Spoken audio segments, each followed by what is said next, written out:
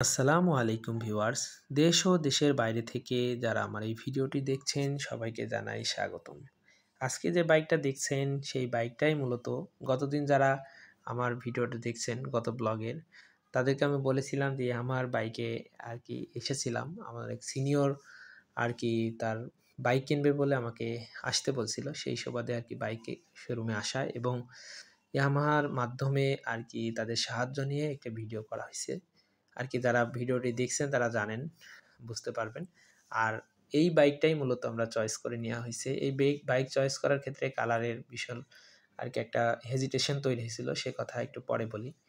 আপাতত বলি যে এখন বাইকটার ফিটিং চলতেছে আর কি ইয়ামাহা কর্তৃক অনেক মানে ইয়ামাহার সকল শোরুম কর্তৃক যে ইয়ামাহা বাইকের সাথে কি কি আর কি দেয়। প্রথমত একটা গিফট হিসাবে একটা টি-শার্ট দিছিল আমাদেরকে। আর এক আর বাইকের জন্য দেওয়া হয়েছে আর কি লুকিং গ্লাস ২ সাইডের আর বাম্পার। আর বাকি যত অন্যান্য কিছু আছে সেগুলো আলাদা করে পারচেজ করতে হবে। এটাই হলো মূল বেসিক ধারণা। আর ২ নাম্বার এই বাইকের যে কালারের কথা বলছিলাম, আসলে বাইকটার কালার চুজ করতে যেয়ে একটা হেজিটেট পড়ছে। প্রথমত আর কি সাদা কালারটা, হোয়াইট কালারটা আর কি চয়েস করা হয়েছিল। কিন্তু আমি বললাম যে আপনার সাদা কালারে স্কেচ পড়ার সম্ভাবনা থাকবে। সেই কারণে তারা মানে খুব দ্রুত আর কি একটু ময়লা দেখা যাবে। সে কারণে তারা আর কি চেঞ্জ করে আর কি ব্ল্যাক নেওয়ার সিদ্ধান্ত হলো। পরবর্তীতে আবার চেঞ্জ করে গ্রে কালারটা নেওয়ার সিদ্ধান্ত হলো। গ্রে কালারের একটা দেখা গেল রিংয়ে এখানে সার্ভিসিংয়ের কাজ চলছে খুব সুন্দর করে। তারা আর কি সার্ভিসিং করা হয়। আর সার্ভিসিংয়ের পাশেই আপনার সবথেকে বেশি ভালো মনে হয়েছে যে একটা আপনার ওয়েটিং রুম আছে। ওয়েটিং রুমে আপনার টিভিরও ব্যবস্থা আছে। আর খুব সুন্দর সার্ভিসিং সেন্টারটাও খুব সুন্দর পরিপাটি। যে কথা বলছিলাম যে গ্রে কালারটার মনে হলো যে রিংয়ে চাকার রিংয়ে আপনার ব্লু কালার দেওয়া। এটা কালারের কেমন কম্বিনেশন আমার মনে হচ্ছিল যে ভালো হচ্ছিল না। যে কারণে আবার তাদেরকে বললাম। তখন তারা আবার ব্ল্যাক কালারটাই লাস্টে আর কি চয়েস করা হলো। সব মিলিয়ে ব্ল্যাক কালারটার ব্ল্যাক ম্যাট নেওয়া হয়েছে। এটা একটা স্ট্যান্ডার্ড কালার মনে হয়েছে। আর গ্রে কালারটা আরেকটা প্রবলেম ছিল। গ্রে কালারে এই মানে বাইকটা যে বাসায় রাখা হবে সেখানেও আর কি গ্রে কালারের আরও ২ টা বাইক আছে। যে কারণেই আর কি ব্ল্যাক কালারটা চুজ করা হয়েছে। আর লুকিং আর মনে করেন ব্ল্যাক কালারের এটা আমার কাছে মনে হয়েছে যে একটু স্ট্যান্ডার্ড। তারাও পছন্দ করছে। মানে সকলের মতেই লাস্টে ব্ল্যাক কালারটা আর কি সিলেকশন হলো। জানি কালার চুজ করতে গেলে সবারই এই ধরনের একটা দ্বিধাদ্বন্দ্ব তৈরি হয়। জাস্ট এই কারণেই আর কি শেয়ার করা। আর যে আপনার মনো সাসপেনশনের বিষয়টা যে আপনার 150 সিসির যে সেগমেন্ট বা আরও হাই লেভেলের যে সেগমেন্টের বাইকগুলোয় মনো সাসপেনশন আছে। এই সাসপেনশন কিন্তু অনেক কমফোর্ট করে। আর এই যে টায়ার ১৪০/৬০, এটা অনেকেই জানেন যে টায়ার নিয়ে অনেকজন চিন্তা করে যে আসলে ১৪০ আর ৬০, ১৪০টা তার টায়ারের প্রশস্ততা আর ৬০টা টায়ারের উচ্চতা। এই উচ্চতা তার মানে একটু কম, আর ১৪০ মানে প্রশস্ততা অনেক বেশি। মানে আলহামদুলিল্লাহ, মানে বাইকের যতটুকু দরকার আমার মনে হয় তার থেকে বেশি আছে। আর বাইকের সাইজ এবং মানে বাইকের সিটিং পজিশন, বাইকের সব কিছুই অনেক অনেক গ্লোরিয়াস আমার কাছে, মানে ভালো লাগছে। আর এটা চয়েস অবশ্য ইয়ামাহার যে চয়েসটা ছিল এটা তাদেরই চয়েস। ইয়ামাহা ব্র্যান্ডেড বাইক নেবে। আর ২ নাম্বার কথা হলো যে বাইকের এখন ফিটিং চলতেছে। সেই ফিটিংয়ের আর কি আপনার যে কার্যক্রম তার প্রথমতই আপনার ব্যাটারিতে লাইন দিতে হবে। এখানে সকল আর কি বাইকের যত মেকানিজম এখানে আর কি আছে। পিছনের ইন্ডিকেটর যে লাইট সব কিছুই এখানে মোটামুটি এর ভিতরেই পাবেন। আর ২ নাম্বার যখন বাইকের ব্যাটারিটা আর কি খোলা হলো, আমি তো অবাক যে এত ছোট ব্যাটারি। আমি তাদেরকে প্রশ্ন করে বসলাম যে আসলে বাইকের ব্যাটারি কি একটাই আছে নাকি আরও আছে? বলছে বাইকের ব্যাটারি কয়টা আছে, কয়টা হয়? একটা আবার। আসলে বাইকের ব্যাটারির সাইজ দেখার কারণেই বলছিলাম। এটা আসলে আপনারাও হয়তো প্রশ্ন করতেন যে এত ছোট ব্যাটারি কেন? হ্যাঁ, আমি যে প্রশ্নটা করছি। আসলে যদিও ইঞ্জিনিয়ার এবং অনেক টেকনিক্যাল হিসাব নিকাশ করেই বাইকটা আর কি আম দেওয়া হইছে এবং পাবলিক প্রচুর পরিমাণে এই বাইকটা নিচ্ছে। দেখেন বাইকটার ব্যাটারি সাইজটা আমার কাছে মনে হইছে ব্যাটারি সাইজটা একটু আর কি ছোট। যে কারণে আমি প্রশ্ন করেছিলাম যে বাইকের যে আর কি কোনো ব্যাটারি আছে নাকি? তখন কয় যে বাইকের ব্যাটারি কয়টা থাকে? একটা ছাড়া। তখন আমি বুঝলাম আসলে তো বাইকের ব্যাটারি একটাই থাকে। কিন্তু মনে হইছে যে বাইকের সাইজ দেখে যে আরো বাইকের ব্যাটারি থাকে নাকি? আসলে মানুষের অনেক সময় উদ্ভট প্রশ্নের কারণে কিছু সময় যারা এই মানে কাজ করে তারা তো একটা ধ্যানে থাকে। তারা অনেক সময় বিরক্তিতেও পড়ে। এটা তার কথা শুনেও মনে হইছে যে না বিরক্ত লাগছে।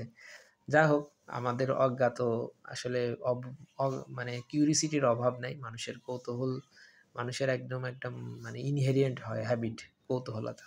কৌতূহলতা থেকেই আরকি জিজ্ঞাসা করছি। উনিও ওইভাবে অ্যান্সার দিছে। হয়তোবা মানে অ্যান্সার প্রশ্নটা শুনেই ভালো লাগে নাই। আর অজ্ঞতা পন্স অজ্ঞ অবস্থায় যদি কেউ প্রশ্ন করে সেটা আসলে ভালো লাগে না। যা হোক সব মিলিয়ে বাইকটা আর কি যখন লাইট আর সব মানে গাড়িকে যে ইঞ্জিনের যে আর কি আপনার লাইন সেটা দেওয়া হলো। সবকিছু আর কি ব্যাটারি কানেকশন দেওয়া হচ্ছে। দেওয়ার পরে বাইকটার আমরা স্টার্ট, স্টার্টের যে সাউন্ডের যে বিষয়টা এটাও আর কি আপনাদেরকে শোনাবো। আর এইদিকে তো দেখছেন তাদের সার্ভিসিং চলতেছে খুবই পরিপাটি। একদম মানে সেই লেভেলের সার্ভিসিং চলছে। আর ওনারাও খুব যত্ন সহকারে ধীরে সুস্থে খুব যে দ্রুত করতেছে তাও না এবং মানে আবার খুব যে আস্তে করতেছে তা না। যতটুকু দরকার সেইভাবে আমাদেরকে বাইক প্রস্তুত করে দিচ্ছে। আর আমরাও বেশি তাড়াহুড়া করতেছি না। যেহেতু বাইক কেনা হচ্ছে তারা ফিটিং করতেছে। একটু তাড়াহুড়া করার কোনো প্রয়োজন নেই। ধীরে সুস্থে করাই ভালো। তবে তারা খুব যত্ন সহকারে কাজগুলা করতেছে। আর ব্যাটারি তো আপনার সংযোগ দিয়ে দেয়া হলো। আর বাইকের বিষয়ে যেটা বলবো সবাই বাইকের যে স্ট্যান্ডটা অবশ্যই মানে আপনার ডাবল স্ট্যান্ডটা করতে হবে। সিঙ্গেল স্ট্যান্ড করা যাবে না। সিঙ্গেল স্ট্যান্ডের কারণে বাইক অনেক সময় পড়ে গেলে আপনার যে মূল্যবান অনেক বিশেষ করে বাইকের হেডলাইট এবং বাইকের টাঙ্কি যেটা এটা ফুয়েল ট্যাঙ্কটাও আপনার ক্ষতিগ্রস্ত হইতে পারে। সে কারণে সিঙ্গেল আবার অনেক সময় আপনার যেই জায়গায় রাখবেন সেই জায়গার ইয়েও কম হইতে পারে, পাতলা হইতে পারে, মানে মাটি নরম হইতে পারে। সে কারণে আপনার বাইকটা পড়ে গেলে একটা ক্ষতি হবে। এই কারণেই বলবো যে যখনই রাখবেন ডাবল স্ট্যান্ডে রাখবেন। বাইক পার্কিং করলেও ডাবল স্ট্যান্ডে রাখবেন। অল্প সময়ের জন্য হলেও সেটা আলাদা কথা। কিন্তু একটু দীর্ঘ সময়ের জন্য হইলেই আপনার ডাবল স্ট্যান্ডে করাটা ভালো আরকি শ্রেয়। ২ নাম্বার এখন বাইকের আপনার যেই হালকা পাতলা পার্টসপত্র থাকে, সেই পার্টসপত্র আর কি দিয়ে দেওয়া হচ্ছে। ওইদিনে একটা আমার পার্টসপত্র দেখে একটা গল্প মনে পড়লো। আমার বাইকের লুকিং গ্লাসটা নড়তেছিল। আমি পরে খুব টেনশনে ছিলাম। আর ওই সময় 11:30 বাজে। সব মোটামুটি অ্যা দোকানপাটগুলা বন্ধ হয়ে গেছিল। ওই সময়ে আমার আর কি চিন্তাই করছি যে এটা যদি সাধারণ কিছু হইতো তাহলে তো লাগানো যেত। আমার মাথায় নেই যে এটা বাইকের সাথে দিয়ে দেওয়া হয়। পরবর্তীতে আমার ছোট ভাই বলছে যে ওর ভিতরে তো আছেই। আমরা ওইটা দিয়ে তো লাগাইতে পারি। পরে আর কি লাগাই নিলাম। তখন আমার কাজটা সহজ হলো। আসলে এটার গুরুত্ব কি? তখন বুঝলাম যে আসলে এটার অনেক গুরুত্ব। যদিও এটা বাইকের সিটেই নিচেই থাকে অনেক সময় স্মরণ থাকে না। যার কারণে আমার ছোট্ট একটা অভিজ্ঞতা শেয়ার করলাম। অনেকে আবার বলতে পারেন যে এত বড় ভিডিও বগল করতেছি। আসলে কিছু সময় আ অনেক কিছুই আমরা দেখি। অনেক সময় এই যে বাইকটা যখন কেনা হচ্ছে, যে ক্রেতা সে কিন্তু দেখছে না। আমি জাস্ট মনে হলো যে এই কি করে সেটা আর কি ইয়ে করি, মানে দেখি এবং আপনাদেরকে দেখাই। দেখেন সমস্যা কি? দেখার ইচ্ছা হইলে দেখবেন, না হইলেও সমস্যা নেই। আসলে সবাই তো আর ফুল ভিডিও দেখে না। কেউ অল্প দেখে, কেউ সম্পূর্ণ দেখে। আমি অনেক সময় নাটক দেখতে গেলে অল্পতেই মানে স্কিপ করি মাঝে। আবার ভালো লাগলে সম্পূর্ণ দেখি। এটা আসলে টাইম বুঝে। যাই হোক বাইকটা আরকি কার্যক্রম চলতেছে। ২ টা আরকি সেটিং চলছে। সবই তো বুঝতে পারছেন। এখন বাইকের যে সামনের বাম্পার সেটা লাগানো হচ্ছে। আসলে যে ভার্সন ইয়ামাহার যে ভার্সন 4 এর বাইকটা, এই বাইকটা যখন আপনার বাম্পার লাগানো হয় তখন তার লুকিংটাই চেঞ্জ হয়ে যায়। এখন দেখেন বাইকটা কেমন দেখা যাচ্ছে। যদিও বাম্পার ছাড়া তো কোনো বাইকেই কেউ চালায় না, ম্যাক্সিমাম বাম্পার দিয়ে দেওয়া হয়, কারণ এটা বাইকের জন্য সেফটি, নিজের জন্য সেফটি। অনেকেই মনে করেন বাম্পারটা শুধু বাইকের সেফটি, আমার কাছে মনে হয়েছে যে বাইকের বাম্পার, এই যে আনবক্সিং করা হচ্ছে বাম্পারটা দেখছেন বাইকটার প্রথম পার্ট এবং দ্বিতীয় পার্ট খুব সুন্দর করে আর কি বাইকের বাম্পারটা ওনারা লাগিয়ে দিয়েছে খুব যত্ন সহকারে। যেটা বলতেছিলাম, বাম্পারটা আমার কাছে যেটা মনে হয়, বাম্পার শুধুমাত্র আপনার বাইকের সেফটি না, সাথে নিজেরও সেফটি। যদি আপনি পড়ে যান, যদি মনে করেন বাম্পার না থাকে, সেক্ষেত্রে বাইকের সম্পূর্ণ অংশটাই আপনার রাস্তা বা রোডে বা যেটাই হোক, মানে যেখানেই পড়বে সেটাই আপনার সম্পূর্ণ অংশটা নিচে পড়বে। আর সেক্ষেত্রে যদি মানুষ থাকে, যদি চালানো অবস্থায় পড়ে, সেটাও আপনার আপনার গায়ের উপরেই পড়বে, যে থাকবে তার গায়ে পড়ে। সেক্ষেত্রে যদি বাম্পার থাকে, ওই জায়গাটায় আপনার পাটা এবং বডি একটা সেভ চলে আসে, মানে পায়ে পা ভাঙার সম্ভাবনা নাই বললেই চলে, কম। আবার এখন এই অ্যাক্সিডেন্টের ধরন বুঝে, অনেক যদি বড় ধরনের অ্যাক্সিডেন্ট হয় সেক্ষেত্রে তো আর কিছু বলা যায় না, তবে ছোটোখাটো যদি পড়ে যায় হালকা পাতলা স্পিডে, তখন আপনার এই বাম্পারটা পায়ের এবং বাইকের টোটালি সেফটি দেয়, আমার কাছে মনে হয়েছে। আর বাম্পারটা লাগিয়ে দেওয়ার পরে বুঝতে পারবেন আপনার লুকিংটাই চলে আসবে অন্যরকম, গর্জিয়াস লুকিং। বাইকটার এমনি লুকিং ভালো, আর বাম্পারও বাইকেরই একটা অংশ। আর সামনের এই মানে ট্যাঙ্কের যে ট্যাঙ্কি সহ ফুয়েল ট্যাঙ্ক, তারপরে আপনার হেডলাইট, সাথে বাম্পার, সব মিলিয়ে বাইকের ডিসপ্লে মানে দেখতেই অন্যরকম লাগে। সব মিলিয়ে যেটা কথা, আসলে বাইক সম্পর্কে মানুষের কৌতূহলের শেষ নাই, আমারও কৌতূহলের মানে শেষ নাই। আমিও চেষ্টা করি, প্রতিনিয়তই বাইক সম্বন্ধে শিখছি, অনেক সময় অনেক অভিজ্ঞতা আপনাদের সাথে শেয়ার করছি। এই শেখা আসলে অনেক সময় অনেক ভাই অনেক ধরনের প্রশ্ন করেন, সেই প্রশ্ন থেকেও আমার অনেক কিছু শেখা হয়ে যায়। এটাই আসলে স্বাভাবিক, মানুষ লার্নার, মানে সারা জীবন, মানে যতদিন, মানে তুলনা থেকে কবর পর্যন্ত সবসময়ই মানুষ শিখছে, এটাই তার আর কি সহজাত প্রবৃত্তি, মানুষ শিখতেই থাকবে। আমিও বাইক সম্বন্ধে মোটামুটি শেখার ধাঁচে আছি। এই আমরা বাইকের যে জিনিসপত্র আছে, পার্টস, অ্যাক্সেসরি, সেগুলো যখন কিনবো, সেটারও আর কি কিনা থেকে অনেক অভিজ্ঞতা হয়েছে। আপাতত মানে কি কি কেনা হয়েছিল সেটাও বলি। আমরা প্রথমে কিনছি আর কি বাইকের কাভারের সাথে আপনার কিনা হয়েছে কাভার, সাই গার্ড, তারপরে সাইলেন্সার গার্ড, তারপরে যে ব্রেক করা হয় ব্রেকের কাভার, মানে সব মিলিয়ে, মানে যে রাবারটা আর কি ব্রেকের জন্য, সেই সব মিলিয়ে বাইকটার। আর আরেকটা হলো গুরুত্বপূর্ণ বিষয় হলো তালা, ফ্রন্টের ডিস্কের একটা তালা কেনা হয়েছে। আর এখন ওনাদের পক্ষ থেকে 1 লিটার আর কি ফুয়েল দেওয়া হচ্ছে বাইকে স্টার্ট করানোর জন্য, এটা ওনাদের পক্ষ থেকেই দেওয়া হয়। আসলে বাইক দিছে, ঘোড়া দিছে, যদি ঘোড়ার চাবুক না দেয় কেমন হয় না, স্টার্ট করেই তো তারপরে এখান থেকে যেতে হবে। সেই কারণেই তারা আর কি তেল দিয়ে দিল 1 লিটার। সেই তেলটাও আর কি দেওয়ার পরে বাইকটা স্টার্ট করানো হবে। স্টার্ট করার পরে যে সাউন্ডটা, সেটাও আপনাদেরকে আর কি শোনানো হবে। প্রথমত বাইকের যে কেনার সময় ছিল, টেপ দেওয়া ছিল, সেই টেপটা তারা খুলছে। এটা খোলার পরে ওখানে একটু আঠালো মতো ছিল, সে কারণে সে একটু আর কি তেল দিয়ে দিল। এটাও একটা অভিজ্ঞতা, আঠালো জিনিসের উপরে তেল দিলে সেটা আর কি মসৃণ হয়, আঠাটা আর কি চলে যায়। এখন আর কি বাইকটা মোটামুটি টোটাল আর কি ফিটিংয়ের কাজ শেষ। এখন একটু হালকা পরিষ্কার পরিচ্ছন্নতার কাজ চলবে। আসলে এখানে দেখিয়ে, মানে আপনার একটা ছোট্ট লিফট, এটা বাইকটা উপরে তোলা এবং নামানোর জন্য এই লিফটটা ব্যবহার করা হয়। এটাও আর কি ভিডিওতে রাখলাম। এটাও একটা, আসলে আমার কাছে হঠাৎ করে দেখছি এটা উঠে যাচ্ছে আবার নিচে নামছে, তখন আমি দেখলাম যে আর এই অবস্থা, যদিও মানুষ নামছে, আর কি কিছু জিনিস আসলে অনেক কিছুই জানার এখন মূলত ধুলাগুলা আর কি পরিষ্কার করা হচ্ছে। প্রচুর পরিমাণে ধুলা ছিল, মানে খুব বেশি যে ধুলা তাও না, শোরুমে ছিল বাইকটা আর কি, কিন্তু তারপরেও একটু হালকা পাতলা যেটুকু ধুলা ছিল সেই ধুলাগুলা আর কি পরিষ্কার করা হচ্ছে।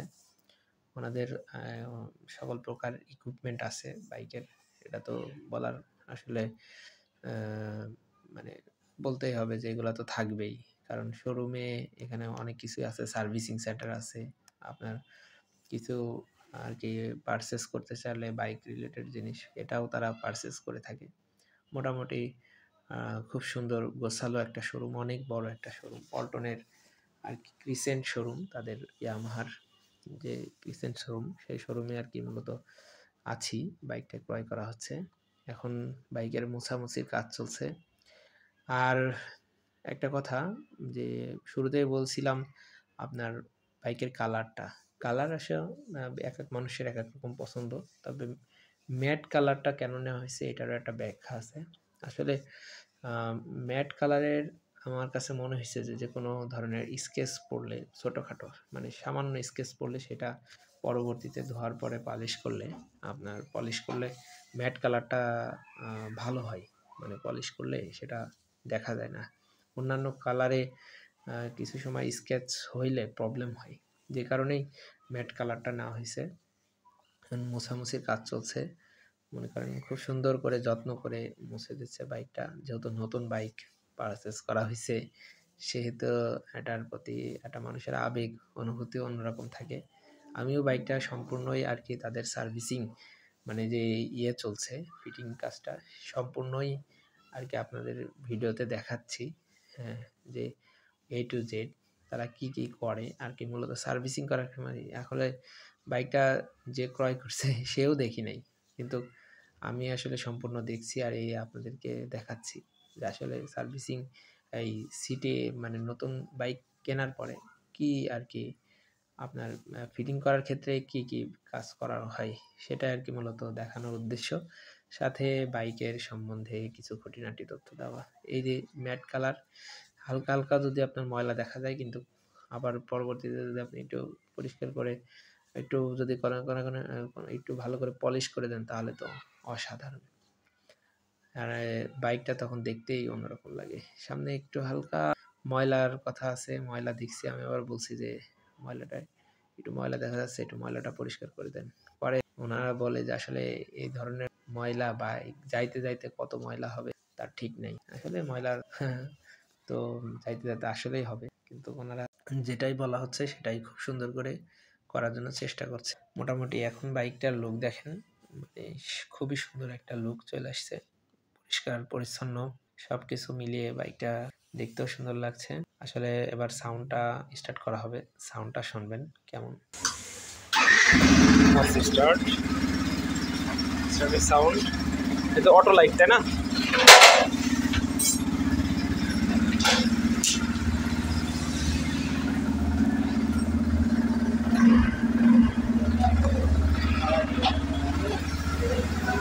লুক।